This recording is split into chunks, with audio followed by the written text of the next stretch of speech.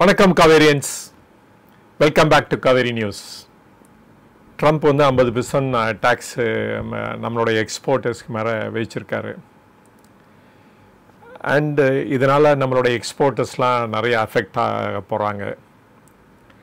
இப்போ வந்து அவங்கெல்லாம் வந்து ஆல்டர்னேட் மார்க்கெட்டை தேடி போய் ஆகணும். ஏன்னா அந்த லெவலுக்கு ப்ராஃபிட் மார்ஜின் எந்த எக்ஸ்போர்ட்டர்ஸ்க்கும் இருக்காது. ஆனால் இதை பற்றி நான் பேச போகிறதில்ல. இன்னைக்கு வந்து ஒரு இன்வெஸ்ட்மெண்ட் பற்றி பேச போகிறேன்.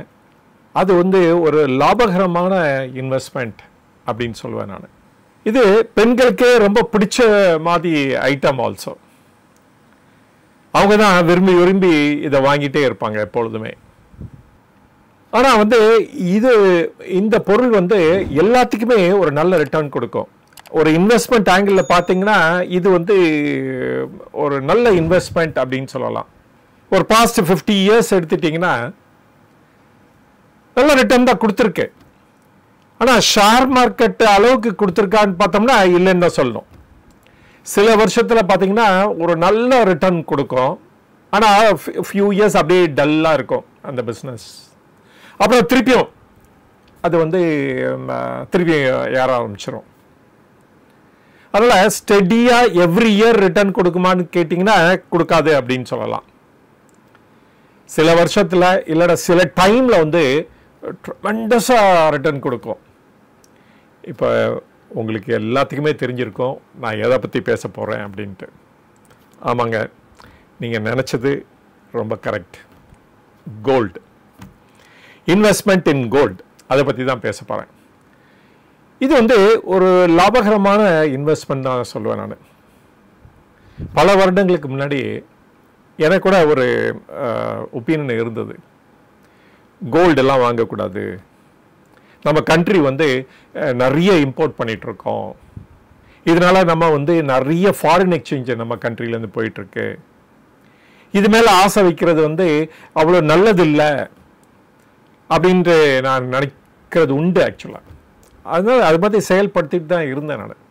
ஆனால் அதில் இன்வெஸ்ட் பண்ண ஆரம்பித்தோன்னே நான் வந்து ஜுவல்லரி வாங்காமல் just as a gold ETF அந்த மாதிரி ஐட்டமில் நான் இன்வெஸ்ட் பண்ண ஆரம்பித்தோன்னே ஷேர் மார்க்கெட்டுக்கு ஈக்குவலாக ரிட்டர்ன் கொடுக்க ஆரம்பிச்சிருச்சு. அன்னையிலேருந்து நானும் மாறிட்டேன். எல்லாத்துக்கிட்டையும் சொல்ல ஆரம்பித்தேன் நான், இந்த மாதிரி கோல்டில் இன்வெஸ்ட் பண்ணுங்கள், அதுலேயே த சேஃபஸ்ட் கோல்டு எதுக்கோ அதில் இன்வெஸ்ட் பண்ணுங்க அப்படின்னு சொல்ல ஆரம்பிச்சிட்டேன்.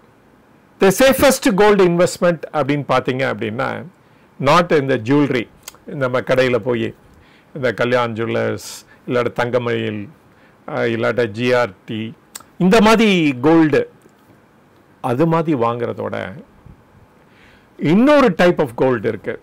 அதுதான் இந்த கோல்டு ETF அப்படின்னு சொல்லலாம். இந்த கோல்டு ETF வாங்கினீங்க அப்படின்னா உங்களுக்கு இந்த செய்கூலி சேதாரம், அந்த கடைக்கு விசிட் பண்ணி அதை வந்து எப்படி ப்ரொடெக்ட் பண்ணுறது அந்த மாதிரி கவலையெல்லாம் எதுவும் வேண்டியதில்லை. ஒரு லாக்கரை தேடி அதை கொண்டு போய் அங்கே வச்சு பாதுகாத்துட்டு இருக்கிறதுக்கு அந்த அவசியம்லாம் எதுவுமே கிடையாது. விற்கணும்னு நினச்சா கூட மொமெண்ட்ரி நோட்டீஸில் விற்றுக்கலாம். அந்த பேமெண்ட்டு 1 day or 2 daysக்குள்ளே வந்துடும். ஒர்க்கிங் டேயில் சொல்கிறேன். அப்படி என்னப்பா ப்ராடக்ட்டு புதுசாக இருக்குது, நான் கேள்விப்படல அப்படின்னு சில பேருக்கு மனசில் தோணலாம். அதுதான் கோல்டு ETFன்னு சொல்லுவாங்க. ETF அப்படின்னா எக்ஸ்சேஞ்ச் ட்ரேடட் ஃபண்ட். இது வந்து security exchange board of India அப்படின்னு இருக்கு. அது வந்து கவர்மெண்ட் எஸ்டாப்ளிஷ் பண்ண பாடி.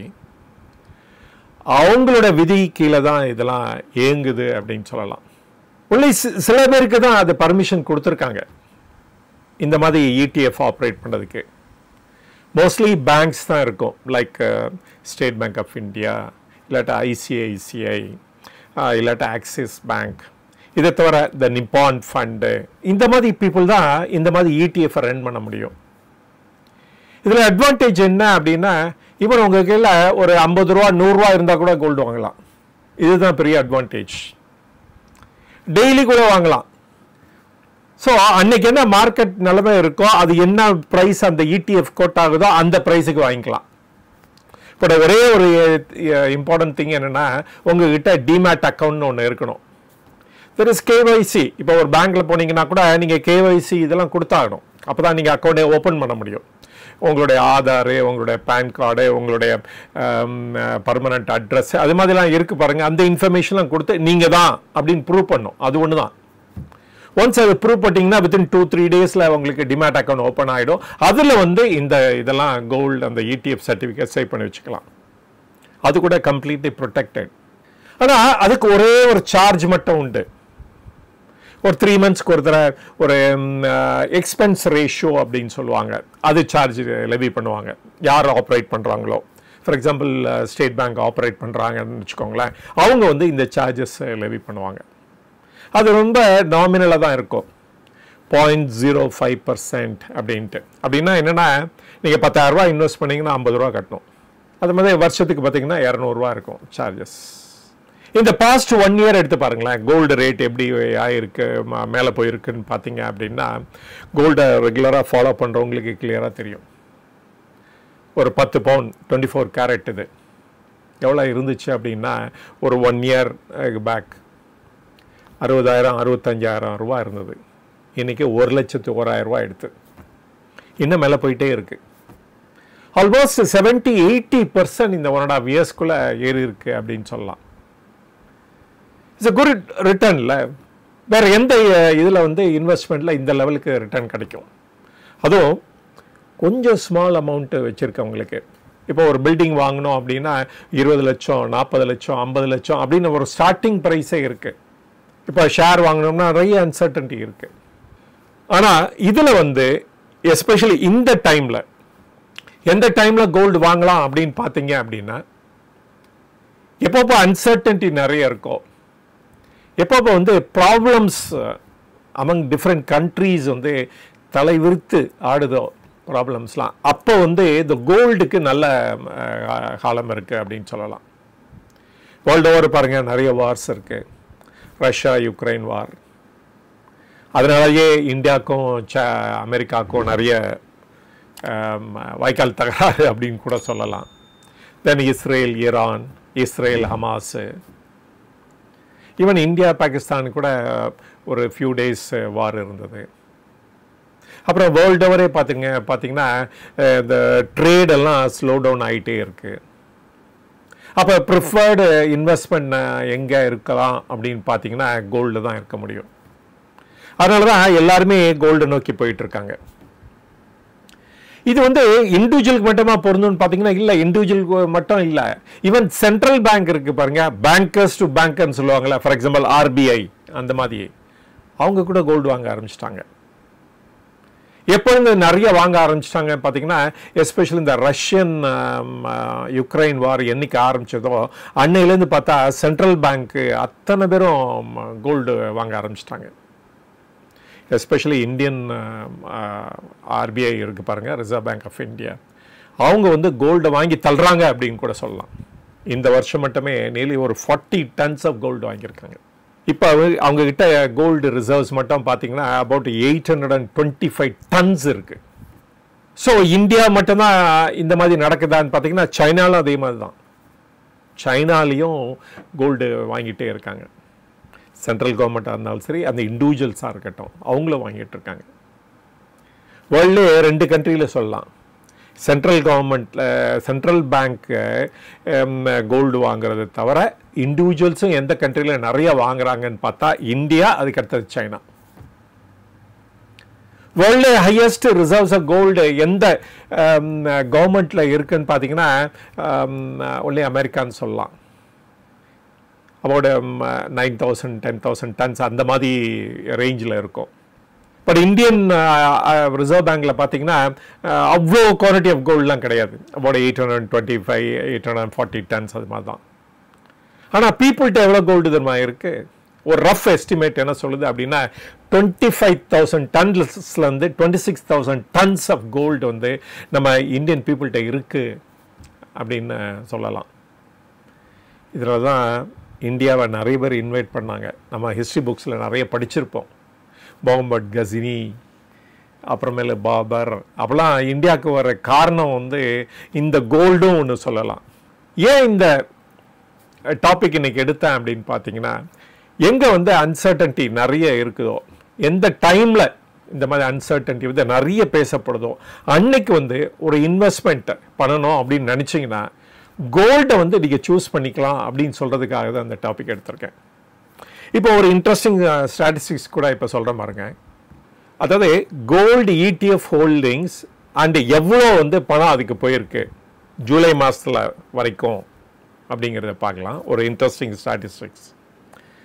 நார்த் அமெரிக்காவில் பார்த்தீங்கன்னா, தெர் இஸ் அமெரிக்கா, கனடா, அந்த மெக்சிகோ, அந்த கண்ட்ரிலாம் சேர்ந்து சொல்கிறது எவ்வளோனா $198 பில்லியன் அசட் அண்டர் மேனேஜ்மெண்ட்டில் இருக்குது.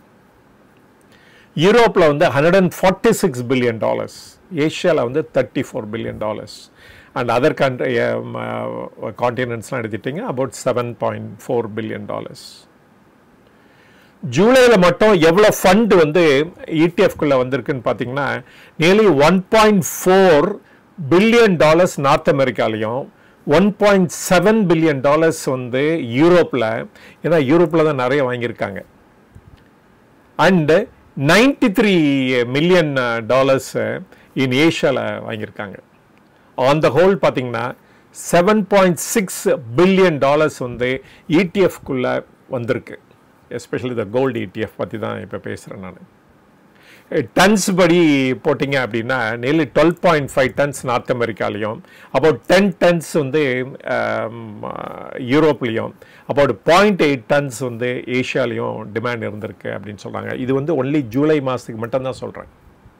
ஸோ இவ்வளோ demand from the gold ETF வாங்கணும் அப்படின்ட்டு மக்கள் துடிச்சிட்டு இருக்காங்க. ஸோ அதனால் இந்த மாதிரி பொருள் மேலே நம்ம கவனம் செலுத்தணும். அப்போ தான் நமக்கு ஒரு டீசன்ட் நல்ல ரிட்டர்ன் கிடைக்கும். முதல்ல ஆரம்பிக்கும் போது நான் சொன்னேன், எப்பொழுதுமே கோல்டு வந்து நல்ல ரிட்டர்ன் கொடுக்காது. ஒரு 8-9% மேலே கொடுத்ததே இல்லை அப்படின்னு சொல்லணும். அதாவது ஒரு 40 இயர் பீரியட் வச்சு பார்த்தீங்கன்னா. ஆனால் சில இயர் பார்த்தீங்கன்னா ஒரு நல்ல ரிட்டர்ன் கொடுக்கும், ஒரு 40%, 50% அப்படின்ட்டு. அதனால் கோல்டு வந்து எப்போ வாங்குகிறோங்கிறதும் ரொம்ப முக்கியம். அதே சமயத்தில் நம்ம எப்போ விற்றுட்டு அதுலேருந்து வெளியே வரோங்கிறதும் ரொம்ப இம்பார்ட்டன்ட். நமக்கு வந்து ரொம்ப இம்பார்ட்டண்ட்டாக ஒரு இன்வெஸ்ட்மெண்ட் அப்படின்னா எதை பார்க்கணும் அப்படின்னா, ஃபஸ்ட்டு இம்பார்ட்டன்ட் வந்து சேஃப்டி, அப்புறம் எவ்வளோ லோ சார்ஜில் அதை வாங்குகிறோம் அப்படின்ட்டு, அப்புறமேல அதை ஸ்டோர் பண்ணணும், ப்ராப்பராகவும் சேஃபாகவும் ஸ்டோர் பண்ணி வச்சுக்கணும். அப்புறம் அதை விற்கணும்னு நினச்சா அந்த மொமெண்டரி நோட்டீஸில் அதை விற்க முடியணும் நம்மளால். இந்த 4 தகுதியும் ஒரே ஒரு இதுக்கு தான், ஃபண்டுக்கு தான் இருக்குது. அதுதான் இந்த ETF, எக்ஸ்சேஞ்ச் ட்ரேடட் ஃபண்ட் அப்படின்ட்டு. இது வந்து கவர்மெண்ட் ஆஃப் இந்தியாவில் வந்து இதை வந்து ப்ராப்பராக ரெகுலேட் பண்ணுறாங்க. அதனால் வந்து அப்சல்யூட்லி சேஃப் அப்படின்னு கூட சொல்லலாம். ஸோ நீங்கள் கூட ஏதாவது இன்வெஸ்ட் பண்ணணும்னு நினச்சிங்க அப்படின்னா, இன்ஸ்டெட் ஆஃப் இந்த ஆபரண கோல்டு வாங்குறதுக்கு பதில் இந்த மாதிரி GRT இல்லாட்டா தங்கமயில் இல்லாட்டா கல்யாண் ஜுவல்லர்ஸ் அந்த மாதிரி இதில் போய் கோல்டு வாங்குறதுக்கு பதில், ஈவன் ஒரு ஸ்மால் அமௌண்ட் உங்கள் கையில் இருந்தால் கூட இந்த மாதிரி ETF-ல வாங்கி ஸ்டோர் பண்ணி வச்சுக்கிட்டிங்கன்னா அதுக்கு ஒரு டீசென்ட் நல்ல ரிட்டர்ன் கிடைக்கும் இந்த தருணத்தில் அப்படின்னு நான் சொல்ல விரும்புகிறேன். இதோட இந்த வீடியோ முடிச்சுக்கிறேன். இது வரைக்கும் இந்த வீடியோவை பொறுமையாக பார்த்ததுக்கு ரொம்ப நன்றி. மீண்டும் சந்திப்போம். வணக்கம்.